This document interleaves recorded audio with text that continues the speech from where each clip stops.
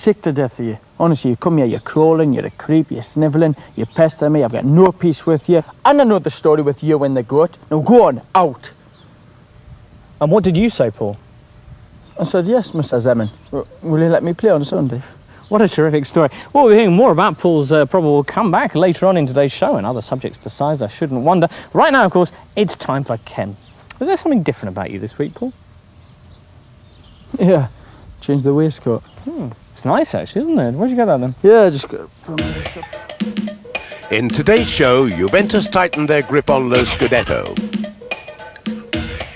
James has all the week's news. Gazza's comeback getting nearer and nearer. We say hello to Italy's 4 European survivors. And James meets a team on the up, Torino, as they prepare to meet Juventus in tomorrow's big derby game. Thank you, Ken. Right, once again, I've been able to find myself a bar, a pile of newspapers, and here a croissant, and thus we're ready to start this week's show with, as ever, a look back at last weekend in Serie A. And 2 matches brought forward last weekend to the Saturday to help with European Cup commitments. Roma, Parma and Milan-Juve, the games in question, featuring, you'll notice, the top 4 teams in the division in 2 potentially decisive matches, because with leaders Juve facing that tough away match at the San Siro, a real opportunity here for second-place Parma to narrow down the 6-point lead if they could win their own away toughie at the Stadio Olimpico against Roma. Here's Gary Bloom.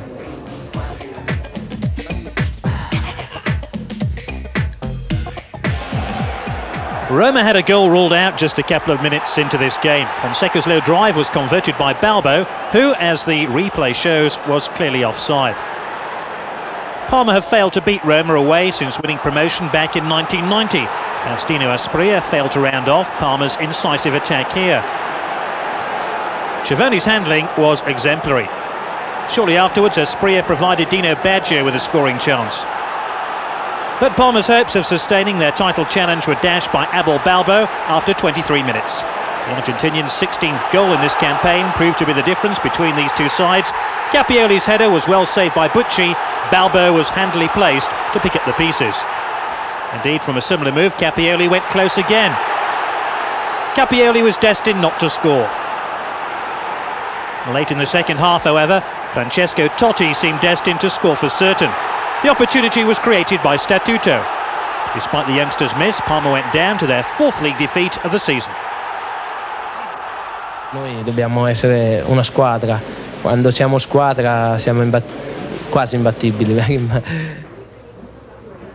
Well, Zola and co looking very invincible there, and indeed the Sardinian shorty rated the worst thing on the field by the Gazzetta on Sunday morning. Praise, though, as you might expect for Roma. It's a Roma that makes your head spin, they say, which is about right for a club that's owned by a man called Sensi. Roma, in fact, now moving into 3rd place in the division and perhaps challenging even for 2nd. Their afternoon only spoilt, in fact, by the daring stadium stick-up that took place a minute before the end of the game. 3 masked men burst into the Roma offices at the stadium and managed to seize almost £250,000 of the ticket receipts before mingling with the exiting crowds to make their getaway.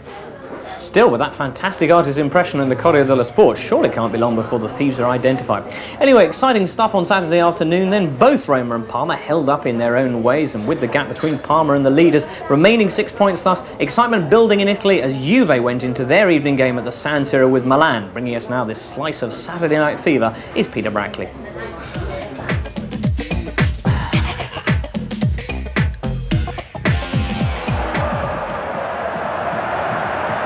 Radio, now Savicevic. Bonucci had made the overlap, but look who's back there defending, Ravanelli. Really has been a feature of Juve's play this season, the commitment that they've shown, as underlined here again by Ravanelli. Now Baggio, just feeling his way back really into the senior side after his lengthy layoff. Ravanelli up to Vialli here, looking to extend Baresi, good shot, and Rossi down with a save. Really has been a fabulous partnership between the two this season, Vialli and Ravanelli. 37 goals between them in all competitions. Vialli looking here for his 13th in Serie A. This is Galli.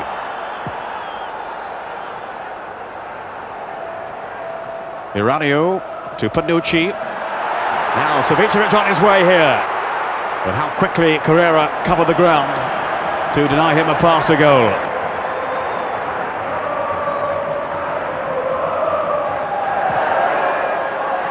And Peruzzi to fist it clear. Not too far as Eranio went in. A let-off then for Juve. Here's Maldini. Boban. It's a good run from Boban. Couldn't strike the targets. Now here's that escape. Then Simone almost got his head to the ball. Then Eranio.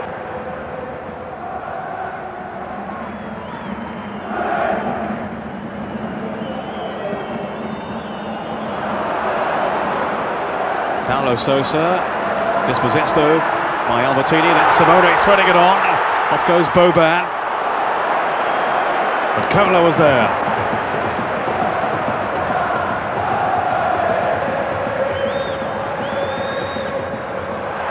Oh, a free header!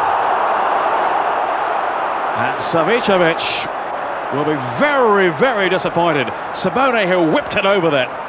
And look at the room that Savicevic had. Here's Torricelli now. They've got 4 up in this attack. Baggio streaming through the middle. Here is Baggio! Excellent work by Rossi. Spread himself in, stood his ground, and denied Baggio a goal.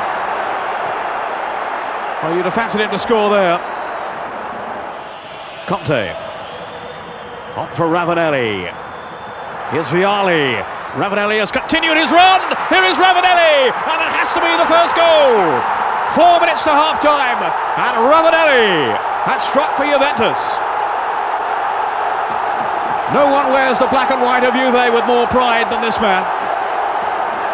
His 25th goal in all competitions this season, and that one will certainly rank among the most important.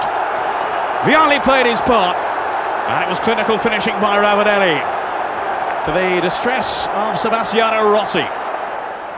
Panucci. On for Donadoni. Now operating down the right side. This is Savicevic. Curling over his cross. Oh! Simone with a header. And a super save by Peruzzi. Curled over invitingly by Savicevic. And the marking was a little sloppy.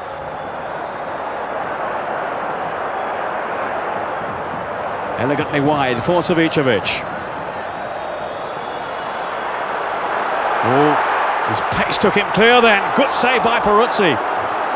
Did really well then, the keeper. As Savicevic was weaving his way past the tackles in the box. His close control was so admirable then. Paulo Sousa. And we're seeing again tonight of the highest technical skill. Look at Savicevic here. Feinting one way, drifts the other. He's committed defenders, and he couldn't beat Peruzzi. This is Deschamps. Conte to Marocchi. Now Vialli. No offside flag, and Vialli scored. It's 2-0. Total dismay among those Milan defenders. And Vialli has taken full advantage of their hesitancy. Marocchi, who threaded it on here, they've all appealed for offside, but there was no flag from the linesman. And Vialli just waited for his moment before steering it coolly into the corner. 7 minutes left. And Juventus have the cushion of the second goal, scored by Gianluca Vialli.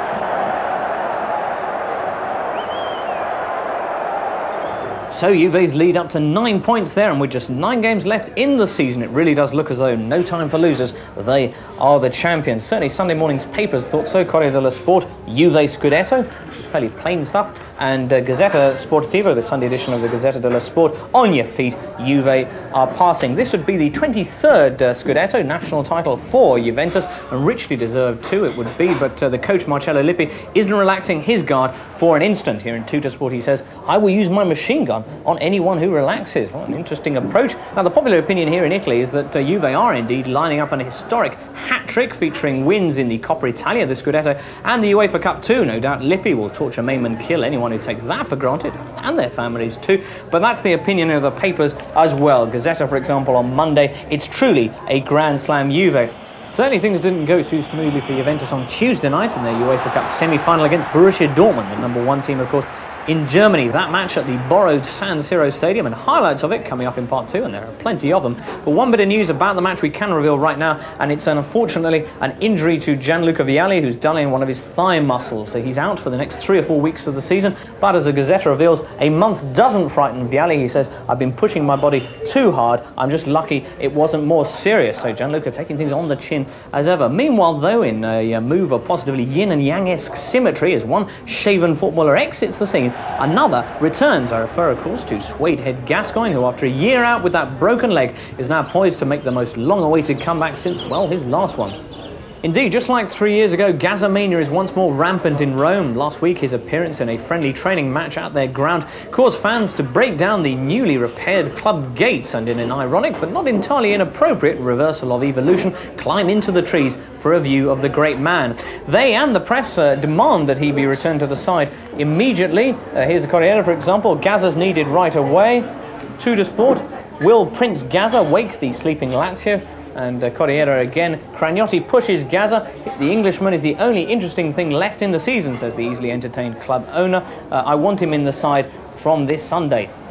Expectations are high now that Paul's second coming will indeed be in tomorrow's game at home to Reggiana, but Lazio's Czech coach Zdeněk Zeman remains tighter-lipped than a man on the Tokyo Underground, refusing to reveal any details of his team on Sunday, and instead saying that the whole fuss over Gascoigne is an offence to the rest of the side. We win also without Gazza, he points out in the Corriere dello Sport. The man I'm really waiting for, he says, is Beppe Signori, with his 63 goals in the last 2.5 seasons. He's the man we're really missing. A fair point. Still, can Signori imitate Uncle Festa from the Adams family? Gazza can.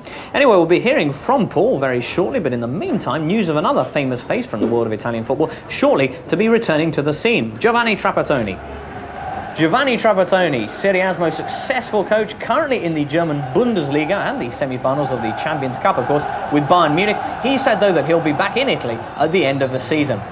Current rumours in Italy, indeed, have him next season parking his illustrious bum on the bench of none other than Genoa. Indeed, the Corriere reckon that the club have almost signed a 2-year deal with the legendary coach. Or rather surprising, as Trapp had said that he was going to join a Serie B team, although the way Genoa are going right now, they may yet solve that problem for him. Meanwhile, as the city of Genoa prepares to say hello to Trapp, they, yes, wave goodbye too to Samps Ruud Gullit, who's now semi-officially announced his departure once again from Sampdoria at the end of this season. Indecisive Ruud, 32, reveals he'll be going off to Monaco, where apparently he already owns a house. I'd have thought a caravan would be more appropriate in his case. Before then, it's reckoned heading off to Japan to finish his career there. Sad to see him go, but best of luck to Ruud anyway. Well, this week's pile of newspapers have been perused as thoroughly as the job ads in the Bottomley household, but very little else of note to report from the last 7 days, apart from one final story, and it's another violent one, I'm afraid. Here we go in the Corriere dello Sport. Ascoli, no, not the slaps. Thus speaks Oliver Bierhoff.